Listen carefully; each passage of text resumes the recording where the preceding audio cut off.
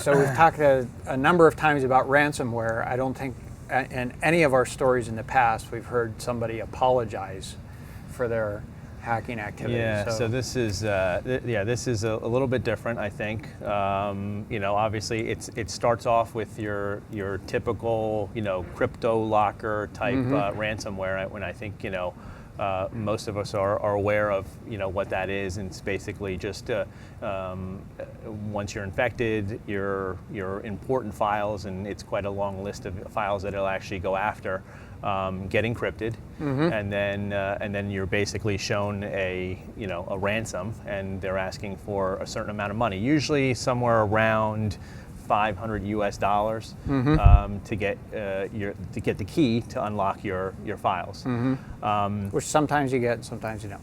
Right, but most of the time you do, because as the article actually says, the maker of the ransomware doesn't want the word to get out that he's not providing the keys, because that actually kills your whole entire business model. So, so usually if you do pay, you usually do get the key to unlock it. So, brand reputation. Right, exactly. That's exactly it.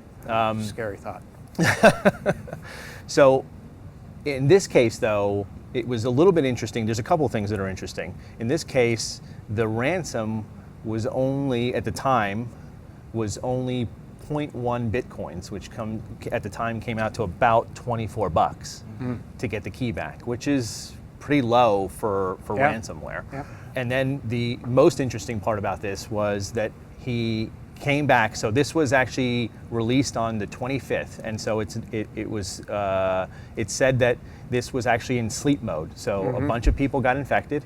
It was in sleep mode on the 25th, on the midnight of the 25th. This thing awoke. A whole bunch of people got infected by this thing.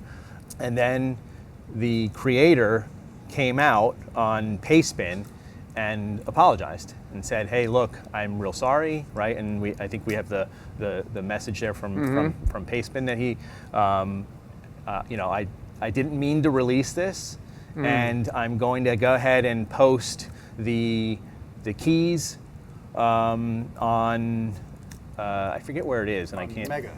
Yeah. Yes. Mega.co.nz. Yes. So he posted that. He posted the keys and said that he was really sorry. He didn't mean for this to be released. And the interesting thing is also that there was also a process built in that was going to automatically decrypt those files on June 2nd, today. So if you wanted to wait, you could actually wait until today, and it would automatically decrypt your files today, and hopefully that's happening. I haven't heard whether or not that's actually happening today, but that's one way of getting out of this thing without having to go out to try to get the keys yourself. But the person who was actually looking at this stuff was a little bit doubtful when they were looking at the actual malware, whether or not the claims that he didn't mean to release it were actually true, because there was a lot of thought that went into creating it, and I think that creating it and distributing it.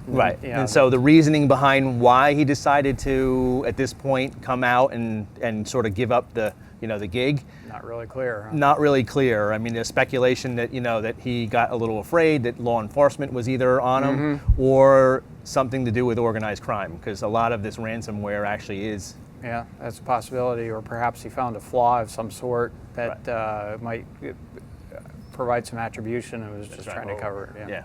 Yeah. So interesting, very interesting story there, and I suspect that issuing an apology probably rose the level of attention in a perhaps not necessarily desirable way.